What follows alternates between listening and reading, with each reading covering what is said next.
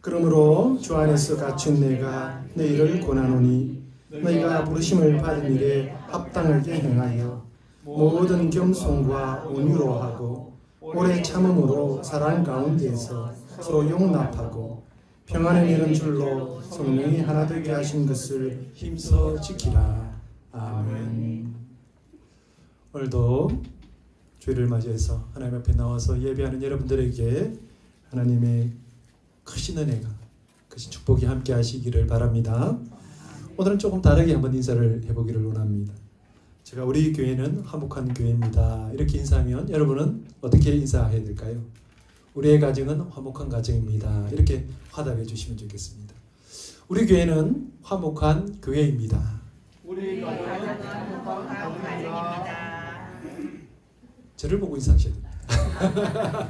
이제 여러분 서로를 보시면서 사랑하고 축복합니다. 함께 인사합니다. 사랑하고 축복합니다. 가정의 달 5월을 맞이하면서 매주일마다 가정에 대한 말씀을 함께 나누고 있습니다. 우리 교회가 조금은 우리 가정마다 하나님께서 귀하고 아름답게 우리의 가정을 세웠으면 좋겠다라고 하는 마음을 가지고 말씀을 지금 나누고 있는 것입니다. 첫 주에는요, 복된 가정이다 라고 하는 제목으로 말씀을 드렸습니다. 그리고 둘째에는요, 건강한 가정에 대해서 말씀을 드렸습니다. 그리고 오늘은 화목한 가정에 대해서 말씀을 나누려고 합니다. 많은 사람이 화목한 가정을 원합니다. 몇 년 전에 한 상담센터에서 중고등학생 1,500명을 대상으로 조사를 했답니다. 질문은요, 인생에서 가장 중요한 것이 무엇입니까? 라고 하는 질문입니다. 이 질문에 73%에 해당하는 많은 학생들이 가족이 제일 소중하다 그렇게 답을 했습니다. 우리 학생들은요, 가족이 제일 소중하다라고 생각한다라고 하는 것입니다. 그 다음 질문은요, 그렇다면 가정에서 가장 제일 중요한 것은 무엇입니까? 가정 속에서 제일 중요한 것은 무엇입니까? 그렇게 물었더니 절반 이상이요, 화목이다 라고 대답을 했습니다. 화목이 제일 중요하다고 답한 겁니다. 우리가 살아가면서 가장 중요한 것은 가족이고요, 그 속에서 제일 중요한 것은 화목한 것입니다. 학생들만 그럴까요? 우리가 살면서 가족보다 더 소중한 것은 없습니다. 가족이 있기에 마음을 나눌 수 있습니다. 가족이 있기에 아무리 힘들어도 세상을 살아갈 소망이 있습니다. 가족이 있기에 열심히 오늘도 사는 것입니다. 여러분과 함께 가족의 소중함을 한번 생각해 보려고 합니다. 박현희 씨가 적었던 글인데요, 가족보다 소중한 것은 없습니다 라고 하는 글입니다.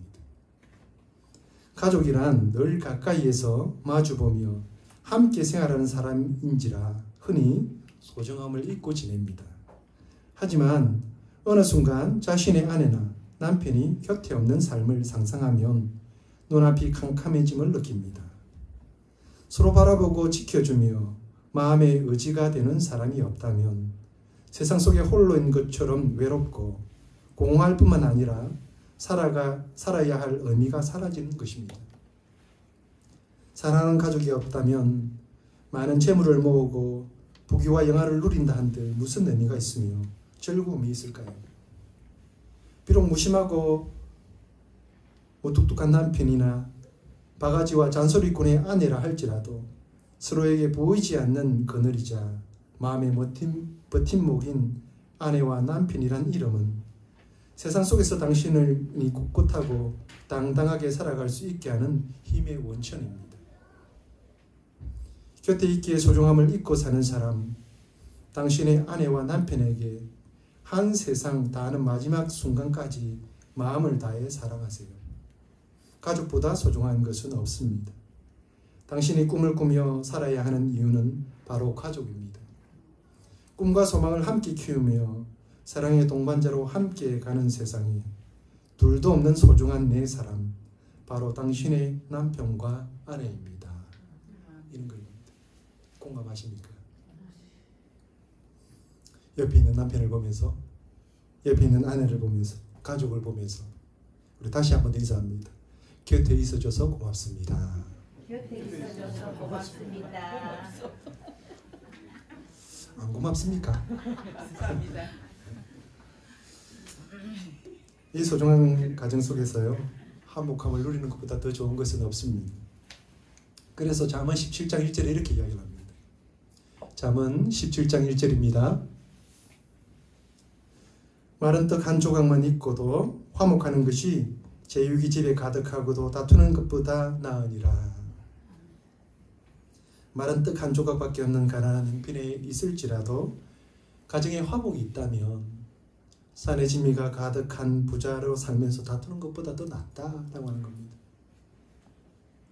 그렇습니다. 아무리 잘 먹고 또 아무리 잘 입고 아무리 좋은 집에 살아도 매일 다투고 살면 그곳은 지옥입니다.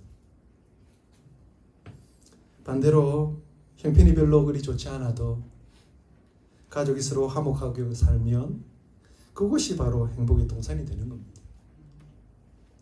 여러분의 가정이, 우리 교회의 가정이, 믿음의 가정들이 행복의 동산이 되기를 축복합니다. 아멘. 근데 여러분 이거 아세요?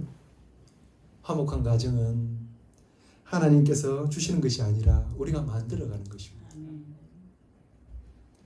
우리의 가정이 화목한 가정이 되기 위해서는요, 우리의 수고가 필요하다는 것입니다. 성경은 우리에게 이렇게 말합니다. 너희가 부르심을 받은 일에 합당하게 행하라, 그렇게 말씀합니다. 이 부르심은 하나님께서 그리스도 예수 안에서 우리를 구원하신 구원의 부르심입니다. 하나님의 부르심을 받은 이들에게는요, 다른 삶의 모습이 있다라고 하는 것입니다. 하나님께서 부르신 자들에게는요, 다른 삶이 있습니다. 부르심을 받은 자들은 세상 사람들과는 다르게 이 땅의 삶을 살아가야 된다라고 하는 것입니다. 세상에서 많은 것을 가지려고 애쓰면서 살아가는 것이 아니라 하나님의 나라를 소망하면서 살아가는 것입니다. 이런 모습이 가장 잘 나타나는 것이 바로 교회입니다. 이런 모습이 가장 잘 나타나는 것이 바로 우리의 가정입니다. 하나님께서 우리를 부르시고 우리를 한 가정으로 세우셨습니다.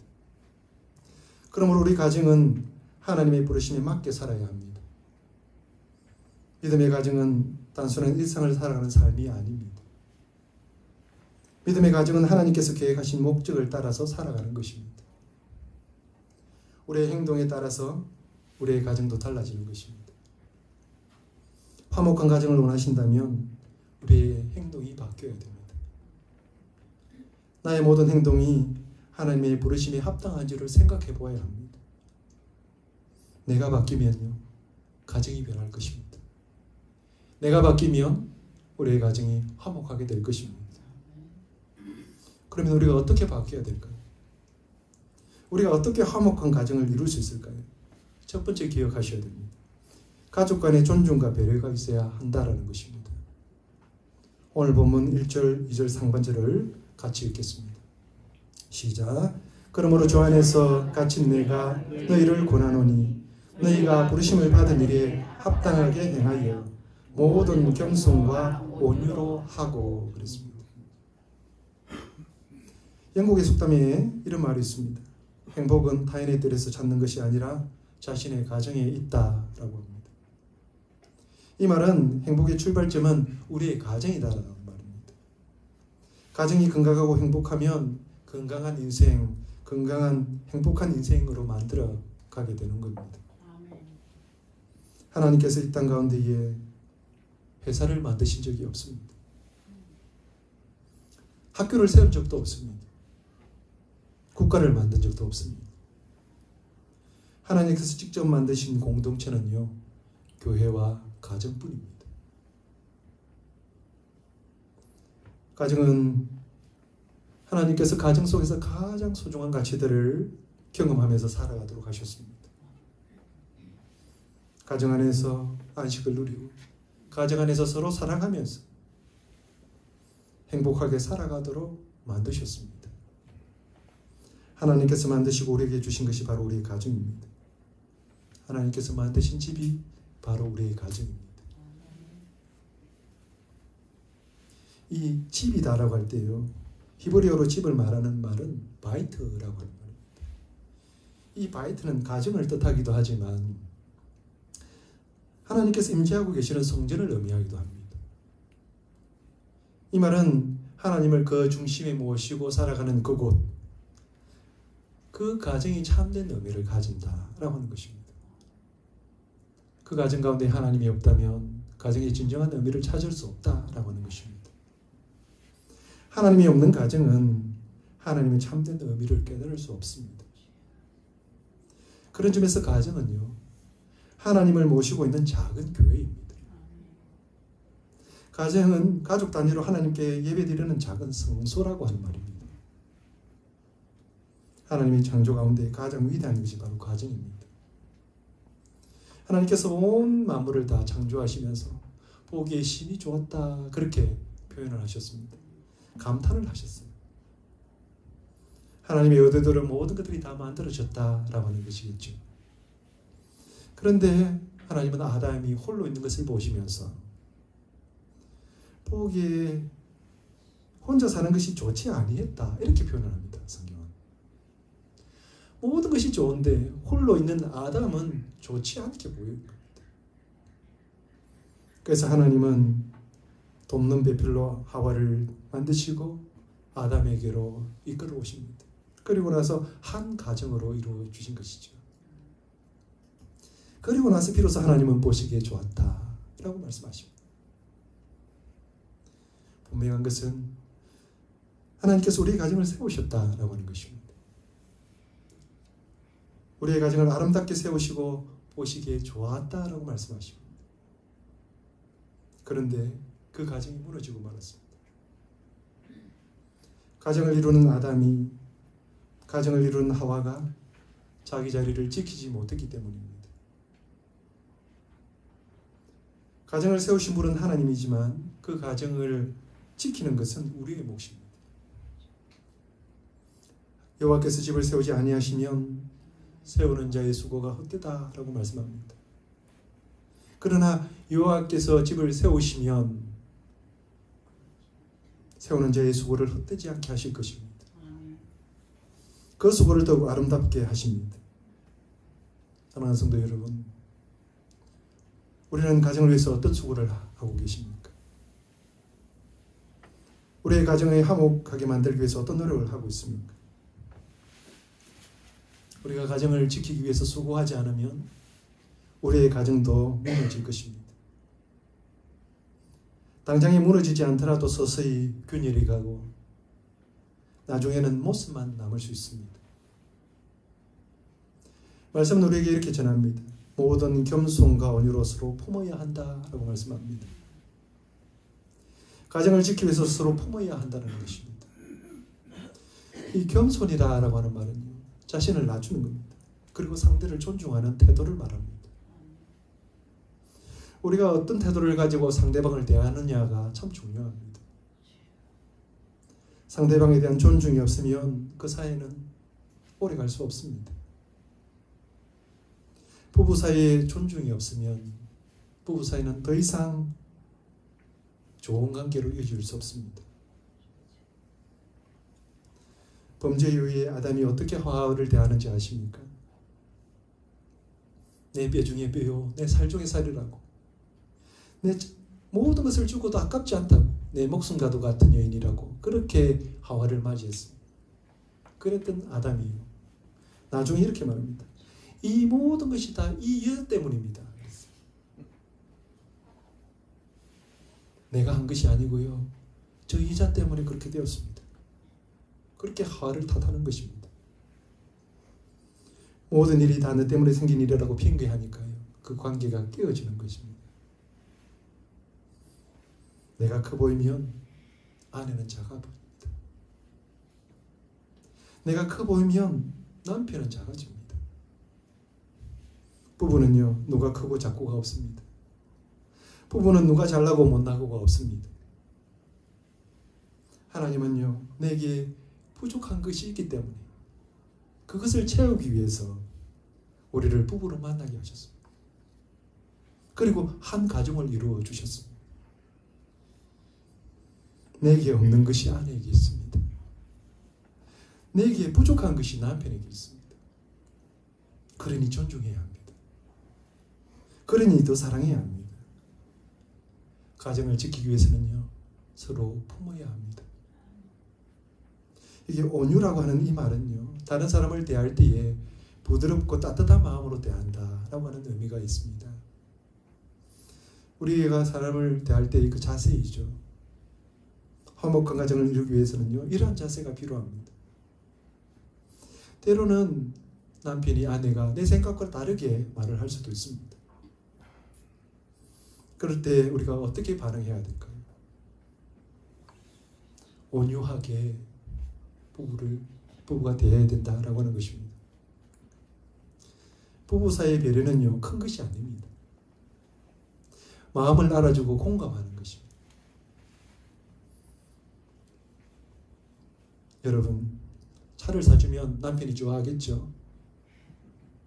좋은 차를 사주십시오. 그 좋아하는 것이 며칠 갈까요? 한 달 갈까요? 1년을 갈까요? 그렇지 않습니다. 우리 집 한 채 가지는 것이 다 꿈인 우리 시대 사람들인데요. 남편이 열심히 일을 해서 아내에게 좋은 집을 장만해 줬습니다. 그 기쁨이 며칠 갈까요? 여러분, 새로운 집 사고 1년 동안 기뻐서 춤추면서 그렇게 지냈던 적이 있습니까? 그렇지 않습니다. 마음을 알아주고 마음을 공감해 줘야만 부부 사이가 온전해지는 겁니다. 여러분, 부부 사이에 많은 대화가 있으십니까? 경상도 남자들이 하루 동안에 집에서 3마디만 한답니다. 밥 못나, 아는, 자자. 여러분, 이러시면 안 됩니다. 정말 안 됩니다. 부부 사이에 자주 대화하셔야 합니다. 자꾸 물으셔야 됩니다. 아내가 어떻게 하루를 살았는지 물으셔야 됩니다. 남편이 어떻게 일을 하셨는지 물으셔야 됩니다. 묻고 또 묻다 보면 마음이 보입니다. 마음이 보이면 반응해 주십시오. 성경은 우리에게 이렇게 말합니다. 로마서 12장 10절입니다. 형제를 사랑하여 서로 우애하고 존경하기를 서로 먼저 하라라고 말씀합니다. 믿음의 형제 가운데 가장 가까운 사람이 누구입니까? 부부 아닙니까? 서로 사랑하고 우애하고 서로 존경하기를 먼저 하십시오. 내가 먼저 하셔야 됩니다. 그러면 화목한 가정이 됩니다. 하나님께서 우리의 수고를 헛되지 않게 하실 줄 믿습니다. 어떻게 화목한 가정을 이룰 수 있을까요? 두 번째는요, 가족 간의 용서와 화해가 있어야 합니다. 오늘 2절 하반절에는 이렇게 말합니다. 오래 참음으로 사랑 가운데서 서로 용납하라고 말씀합니다. 가족은 우리 삶에서 가장 중요한 존재입니다. 그러나 때로는요, 가족 때문에 큰 상처를 받기도 합니다. 어떻게 보면 그때가 가족에게 있어서는 위기가 아닐 수 없습니다. 가정을 온전하게 유지하기 위해서는요, 이 위기를 잘 넘기는 것이 필요합니다. 이것을 잘 이길 수 있는 방법은요, 서로 용납하는 것입니다. 서로 용서하고 받아들이는 그곳이 화목한 가정이 이루어지는 것입니다. 많은 가정들이 참지 못해서 무너집니다. 참지 못하니 싸움을 합니다. 싸우고 또 싸우다가 끝내 가정도 무너뜨립니다. 가장 소중하게 생각하는 그 가정이 무너지게 되는 것입니다. 가정을 포기해버리는 것입니다. 예수님은 얼마만큼 용서하라라고 묻는 베드로에게 이렇게 대답을 하셨습니다. 마태복음 18장 21절 22절 말씀입니다. 그때 베드로가 나와 이르되 주여 형제가 내게 죄를 범하면 몇 번이나 용서하여 주시리까? 7번까지 하오리이까? 예수께서 이르시되 내게 이르노니 7번뿐 아니라 7번을 70번까지라도 할지니라. 아멘. 여러분, 얼마만큼 용서해야 됩니까? 7번씩 70번까지라도 용서해라 그랬습니다. 이 말씀을 들으면서 머리 좋으신 분들은 열심히 계산을 합니다. 77, 49, 490번 490번까지 용서하면 되는구나 이렇게 생각합니다. 그게 아닙니다. 이 말씀은요 끝까지 용서해야 된다라고 하는 말씀입니다. 그렇게 오래 참아야 되는 이유가 뭘까요? 예수님이 이렇게 말씀합니다. 예수님은요 너희 하나님 아버지로부터 비교할 수 없을 만큼 큰 용서를 받은 자가 바로 너희들이다. 그러니 너희도 용서하는 것이 마땅하다라고 말씀하십니다. 그러면서 이 말씀을 들려주십니다. 마태복음 18장 35절입니다. 같이 한번 읽어볼까요? 시작. 너희가 각각 마음으로부터 형제를 용서하지 아니하면 나의 하늘 아버지께서도 너희에게 이와 같이 하시리라. 아멘. 우리가 하나님의 사랑을 받고 하나님의 사랑 가운데 한 가정을 이루었습니다. 그런데 가장 사랑하는 자를 용서하지 않으면 하나님도 어떻게 하신다고요? 하나님도 용서하시지 않는다. 그렇게 말씀하십니다. 우리가 참 사랑해야 된다고 하는 것은 누구나 다 알고 있습니다. 용서해야 된다고 하는 것도 잘 알고 있습니다. 그런데 어떻습니까? 이게 참 잘 되지 않습니다. 용서하려고 하면 받았던 상처가 생각납니다. 아쉬움이 남습니다. 그러니 참 용서하기가 어렵습니다. 왜 그럴까요? 그만큼 우리에게는요 사랑이 크지 않다라고 하는 것입니다. 크래프트라고 하는 목사님이 그의 죄에서 이런 말을 했습니다. 쓰레기가 있는 곳에는 쥐가 꼬여들듯이 사람의 마음속에 있는 상처들, 즉 미움, 원망, 원한, 증오, 분노, 용서 못함 등의 쓰레기가 있으면 그 쓰레기 속에 귀신들이 자리 잡고 여러 가지 문제와 고통을 준다. 우리가 그 마음 가운데 상처로 가득하고 우리가 용서하지 못하면요 우리의 마음 가운데에 무엇인가가 또아리를 들고 자리를 잡습니다. 그리고 우리의 마음을 흔들어 놓게 됩니다. 그렇게 우리가 용서하지 못하면 하나님도 우리의 마음 가운데 그것을 보시면서 용서하시기를 주저하십니다. 우리가 다른 사람을 용서해야 됩니다. 그래야 하나님도 용서하시고 우리를 만나주시는 것입니다. 그래서 하나님은 하나님 앞에 예배하기 전에 형제에게 원한 들을 만한 것이 있으면 가서 풀고 와서 하나님을 예배하라 그랬어요. 부부싸움하고 예배하러 한번 나와보세요. 어떤 일들이 벌어집니까? 우리의 마음이 꽉 닫혀서 하나님의 말씀이 도저히 들어오지 않습니다. 여러분 용서는요 다른 사람을 위해서 하는 것이 아닙니다. 자신을 위해서 하는 것입니다. 내가 살기 위해서 용서하는 것입니다. 내가 용서받기 위해서 용서해야 합니다. 여러분 성경에 보면 야곱이 죽고 나서 요셉의 형제들이 두려움에 사로잡혔습니다. 아버지가 있을 때는 괜찮았어요. 아버지가 이렇게 지켜보고 계시니까. 그런데 아버지가 돌아가시고 나니까 혹시나 요셉이 자기들을 해할까 봐서 혹시 자신들에게 복수할까 몰라서 그렇게 겁이 났습니다. 그래서 마치 아버지의 유언인 것처럼 꾸며서 요셉에게 말을 전합니다. 창세기 50장 17절입니다. 너희는 이같이 요셉에게 이르라. 내 형제들이 내게 악을 행하였을지라도 이제 바라건대 그들의 허물과 죄를 용서라 하셨나니 당신 아버지의 하나님의 종들인 우리 죄를 이제 용서하소서 하며 요셉이 그들이 그에게 하는 말을 들을 때에 울었더라. 그렇습니다. 요셉의 형제들이 자신들이 했던 그 일들을 결코 잊지를 못했습니다. 아버지가 사랑하는 요셉을 시기하면서 그를 죽이려고 했던 그들이었습니다. 근데 차마 죽일 수 없어서 구덩이에다가 빠뜨렸다가 멀리 먼 나라로 팔아버렸습니다.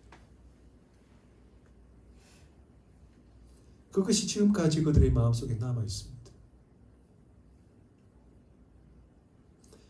요셉은요, 형들의 마음이 보여집니다. 여전히 자신을 두려워하고 있는 그들을 보면서 불쌍히 여깁니다. 그래서 직접 형제들을 찾아가서 이렇게 말합니다. 두려워하지 마소서. 내가 하나님을 대신하니까. 당신들은 나를 해하려 하였으나 하나님은 그것을 선으로 바꾸사 오늘과 같이 많은 백성의 생명을 구원하게 하시려 하셨나니 당신들은 두려워하지 마소서. 내가 당신들과 당신들의 자녀들을 기르리이다. 그렇게 그들은 강곡한 말로 위로합니다. 형들에게 팔려서 10년 동안 종살이를 했어요. 3년간 옥살이를 했습니다. 이를 갈고 또 갈아도 그 마음 가운데 원한이 맺혀 있지 않겠습니까? 그런데 요셉은요, 그런 모습이 보이지 않습니다. 하나님의 은혜 가운데에 그들은요, 형들을 용서하고 화해하고 있었던 겁니다. 그렇기 때문에 요셉이 건강하게 살아남을 수 있었습니다. 만일 원한을 가지고 살았다고 하면 이미 죽은 목숨이었을 것입니다. 그 마음 가운데 미움과 원망과 정오가 가득했다면 건강한 삶을 살아갈 수 없었을 것입니다. 비록 자신은 팔려와서 남의 종으로 살고 있지만 그는 원망하지 않습니다.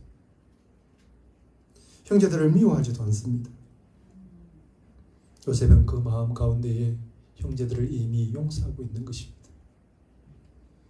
그랬기에 그가 나중에 애굽의 총리가 되고요. 그리고 그의 민족을 살릴 수 있는 믿음의 사람이 될 수 있는 겁니다. 우리는 죄 중에서 잉태해서 이 땅의 삶을 살아가고 있습니다. 이 땅은 죄로 가득한 세상입니다. 우리의 가정이라고 해서 결코 다르지 않습니다. 그러나 믿음의 사람들은 다르게 생각하고 다르게 살아야 합니다. 원망하고 미워하기보다는요, 이해하고 사랑하면서 살아야 합니다. 골로새서 3장 13절은 우리에게 이렇게 말씀합니다. 누가 누구에게 불만이 있거든 서로 용납하여 피차 용서하되 주께서 너희를 용서하신 것 같이 너희도 그리하라고 말씀하십니다. 하나님께서 우리를 용서하시고 용납하신 것처럼 우리도 서로를 용서하고 받아들여야 합니다. 그래야 내가 편합니다. 그래야 내가 살게 됩니다. 우리가 잘 아는 찬양 중에 이런 복음송이 있습니다. 사랑의 주님이 날 사랑하시네. 내 모습 이대로 받으셨네. 사랑의 주님이 날 사랑하시네. 나도 너를 사랑하며 섬기리. 그렇게 우리가 노래합니다. 하나님은 우리가 아무리 부족해도 아무리 연약해도 그대로 우리를 받아주셨습니다. 우리의 부족한 모습 그대로, 우리의 못난 모습 그대로 하나님은 우리를 받으시고 사랑으로 자녀 삼아주셨습니다. 하나님이 보여주신 사랑은요, 있는 그대로 용납해 주는 것입니다. 있는 그대로 인정하면 가정은 화목한 가정이 됩니다. 있는 그대로 받아들이면 화목한 가정이 됩니다. 여러분의 가정이 화목한 가정이 되기를 축복합니다. 어떻게 화목한 가정이 될 수 있을까요? 세 번째는요, 성령 안에서 평안을 힘써 지켜야 합니다. 오늘 본문 3절입니다. 평안에 매는 줄로 성령이 하나 되게 하신 것을 힘써 지키라. 오늘 본문의 말씀을 보면 우리가 주목해야 될 내용이 있습니다. 성령이 하나 되게 하신 것이라는 말입니다.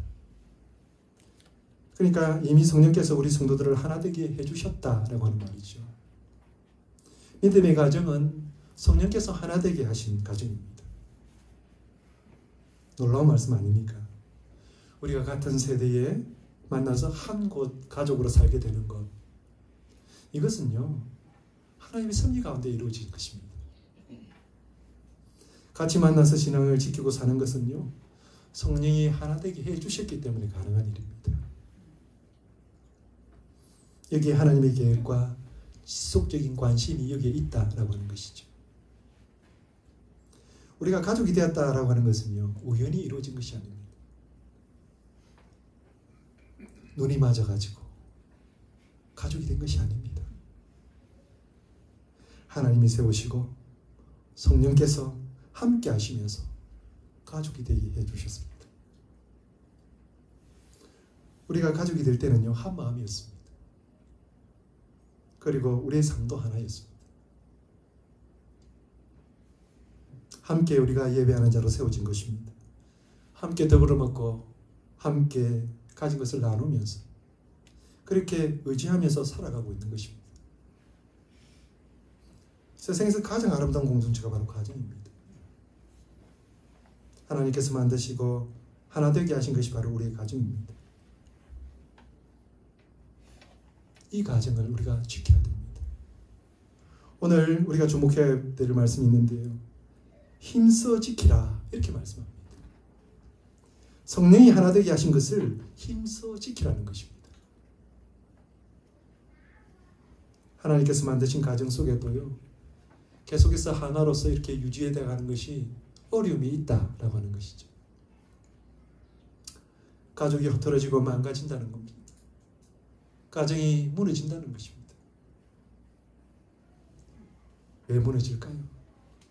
두 가지 정도 우리가 무너지는 이유를 찾을 수 있습니다. 하나는요, 회방자가 있기 때문에 그렇습니다. 가정을 무너뜨리는 자가 있습니다. 에베소서 6장 12절입니다. 우리의 시름은 혈과 육을 상대하는 것이 아니요 통치자들과 권세들과 이 어둠의 세상 주관자들과 하늘에 있는 악한 영들을 상대함이라 말씀합니다. 하나님께서 만드신 아름다운 공동체를 무너뜨리고 망가뜨리려고 하는 어둠의 세력이 있는 것입니다. 하나님은 하나님을 대적했던 그들은요, 지금도 여전히 하나님의 자녀들을 향해서 적의를 드러냅니다. 우리가 사유한다면 그 대상은 서로가 아니라 마귀와 악한 영들입니다. 악한 영들은 여전히 하나님이 만드신 아름다운 공동체를 무너뜨리려고 합니다. 우리가 서로 싸우면요, 그 피해는 고스란히 우리가 당합니다. 그 피해는 가족 모두에게로 돌아옵니다. 우리만이 아니라 우리의 자녀들에게도 피해가 돌아갑니다.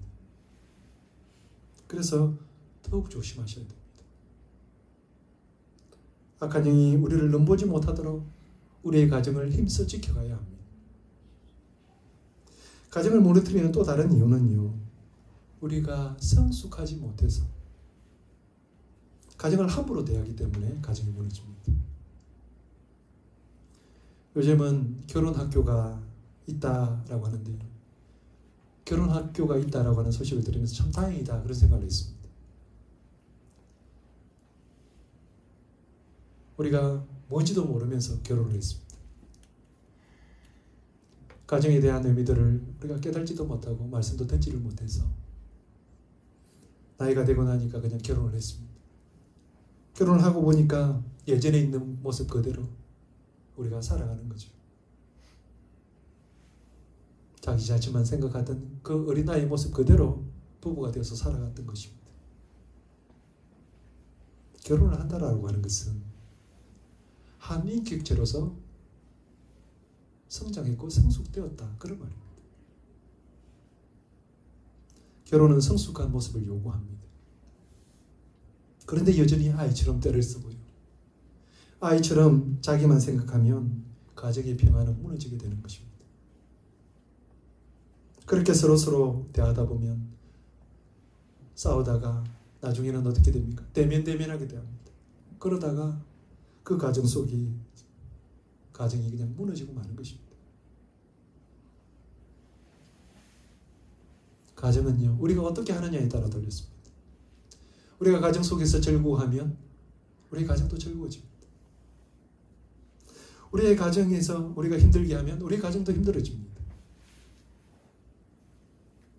만약 지금 우리의 가정이 힘들다고 생각되면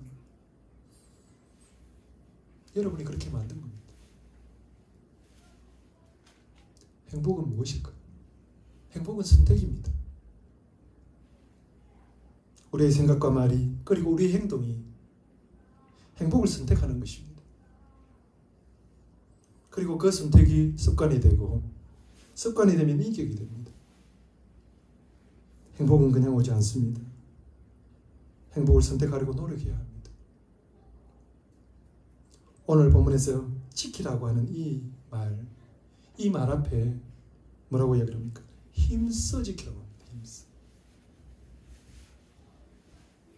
적당히 지키는 것이 아닙니다.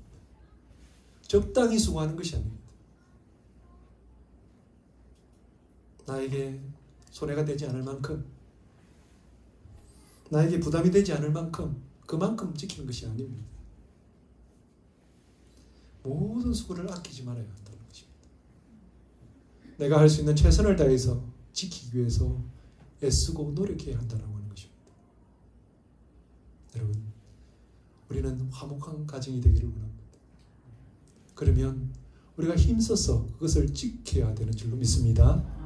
이제 말씀을 마치려고 합니다. 하나님께서 우리를 부르신 목적은요, 화목과 평안을 주기 위한 삶입니다. 겸손과 온유로 서로 존중하고 성령 안에서 하나됨을 이루어 나갈 때에 우리의 가정도 우리의 교회도 진정한 평안을 누리게 될 것입니다. 우리의 가정이 화목하게 되기를 원한다면 힘써 그것을 지켜야 됩니다. 우리 모두의 가정이 화목한 가정이 되기를 바랍니다. 하나님께서 우리의 평안을 힘써 지키면서 사랑으로 하나 되는 삶을 살아가기를 주님의 이름으로 축복합니다.